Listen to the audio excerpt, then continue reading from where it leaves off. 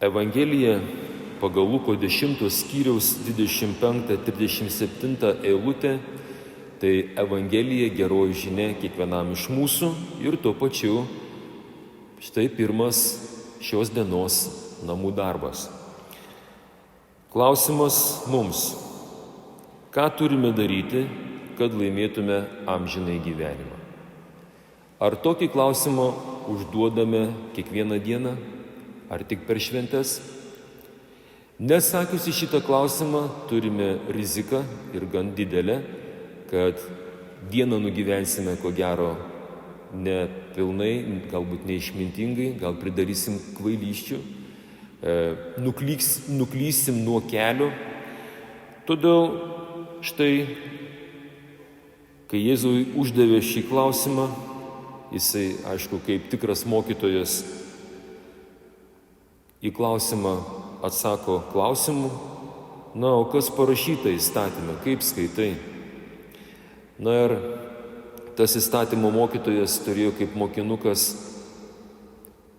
pacituoti įstatymą, sakykime, to meto žydų katekizmą ir sako: mylėk viešpatį savo Dievą visa širdimi, visa siela, visomis jėgomis ir visų protu, o savo artimą kaip save patį.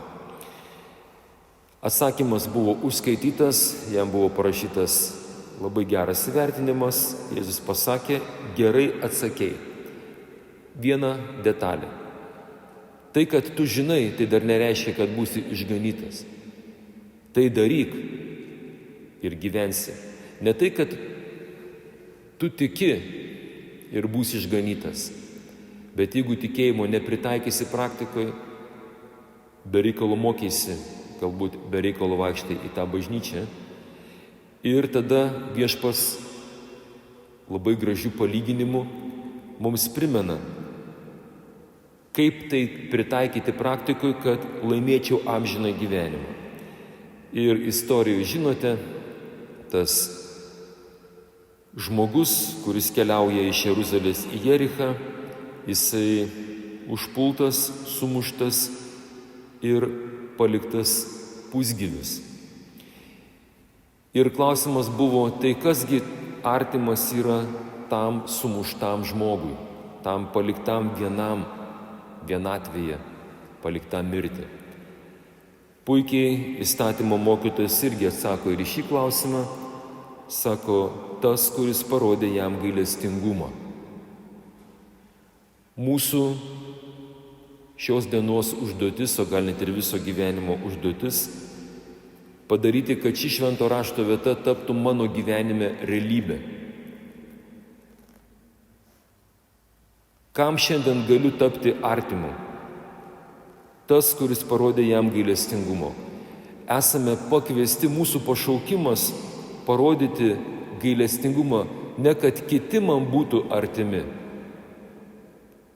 bet esu pašauktas, aš turiu būti artimu, o tas artimu tam, kam reikia šiandien pagalbos. Nesupratus šitos paprastos Dievo gyvenimo taisyklės, mes įpulsime eilinį kartą į tą pačią duobę arba užminsime ant to paties grėblio. Atkreipkite dėmesį, kaip tauta dažnai, kurie galbūt nebeskaito Dievo žodžio, neteina į bažnyčią, negirdi jo, sako: Lietuva man turi duoti ką nors, bažnyčia man turi kažką duoti. Sakinys neteisingas. Lietuva tau nieko neturi duoti ir bažnyčia tau nieko neturi duoti. Pagal šį principą aš turiu duoti Lietuvai, aš turiu duoti bažnyčiai. Sako: kasgi tas artimas? Mylėk artimą kaip save patį. Šiandien kas yra tas paliktas, sumuštas žmogus, pro kurį praeina ir kunigai, ir daug katalikų? Štai prieš jūs šis artimas ant kryžiaus, sumuštas, sudaužytas, jis kaba čia. Paliktas vienišas tabernakuliuose, bažnyčia atidaryta nuo ryto iki vakaro. Kiek nedaug tų, kurie kaip tas samarietis, eidamas pro šalį, užeina į bažnyčią ir bent pagarbina švenčiausiai sakramentą. Čia yra Jėzus paliktas vienas. Mes apie tai nesusimastom.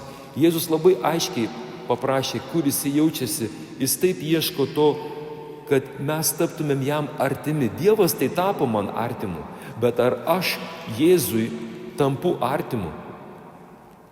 Getsemanės sode jis labai kreipėsi savo draugus, į apaštalus, net 3 kartus. Sako, ar galit pabūti su manim bent valandėlę? Ne.